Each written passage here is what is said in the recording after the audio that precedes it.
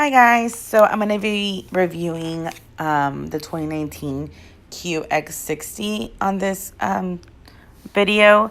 I am not an expert. This is completely my opinion. I'm not a car person, just what my view on this car was. So it's a really nice car. I believe starting price on this is about 44,000. It's a very nice vehicle in the inside and out. It's kind of reminds me of a Jeep Grand Cherokee in a way, of the way that it looks, but this was actually a lot more roomier. So if you're looking for a car that will sit 7 people comfortably and not getting a minivan, this will be your car. So the only thing I didn't like was the key fob does not have that option when you can press it twice and it turns on for you. I know that if you live somewhere that's hot, I love having that option, but this car didn't have that. I don't know if it's all cars or this specific car that I had, but that's the only thing that I didn't quite like of the key fob. But if you press and hold down the button for the trunk, it will actually open by itself, which is very convenient. I know some cars don't. My personal car actually doesn't have that. So this is convenient if you're carrying groceries, stuff like that. The trunk space is actually small. However, you can make it bigger. It's only that small if you have all 7 seats up. But if you push the 2 seats in the back down, it actually makes a way bigger cargo space. So that is a great option to have in this car. So you can either make those seats or make it a bigger cargo space, whichever you need. And it's easy to do. You just pull it and it comes right back up. And then you're able to put the headrest up without pulling the latch in the back. It actually just holds it. So it's actually nice. If you press the little button on the top, it'll actually bring the trunk down by itself. So that's great. The inside of the car is, this specific car that I had was leather. It was leather all around.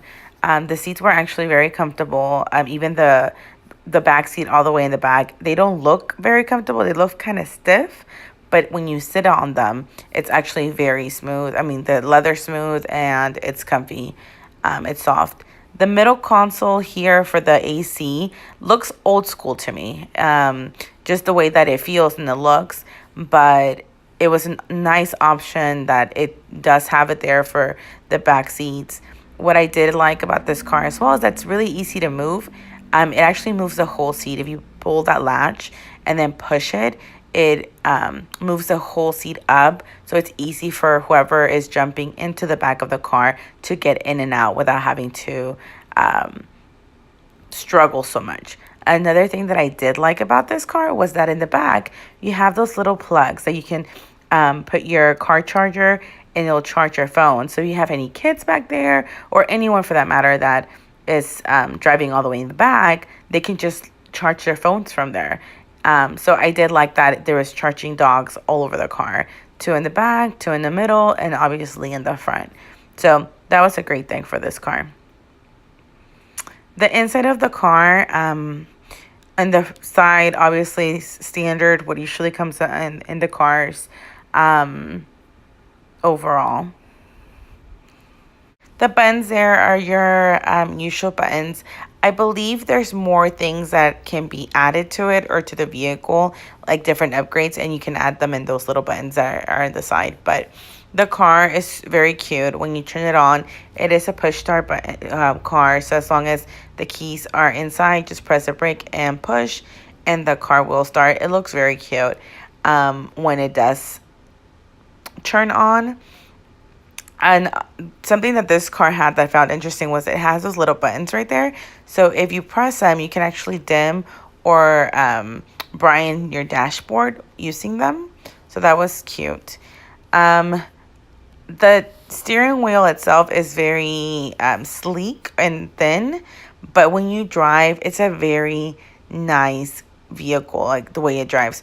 What I didn't like about this was that it doesn't have the option in the center. It doesn't give you your speedometer. It gives it to you on the side of the regular, but not as a digital. I couldn't figure out if it was a setting. I tried fixing it and I couldn't. So it might be, but from what I played with the car, it does not give you a digital speedometer. The center console has a CD player if you're looking for a CD player. You can control everything with the knob, or it actually is a touchscreen as well. So whichever you prefer. But I didn't like the way it looks. As I would give it an 8. It looks boxy. There's not a lot of color in them. If you're used to Apple Play, where you just connect your phone and it automatically plays your music, this car won't do that. You actually have to manually put your phone as a Bluetooth to then find it that way. It does have that charging dock for you to charge your phone. It does. This car as well has the heat seats to heat up your seats. But I would have loved if this car had the option for the seats to actually cool off.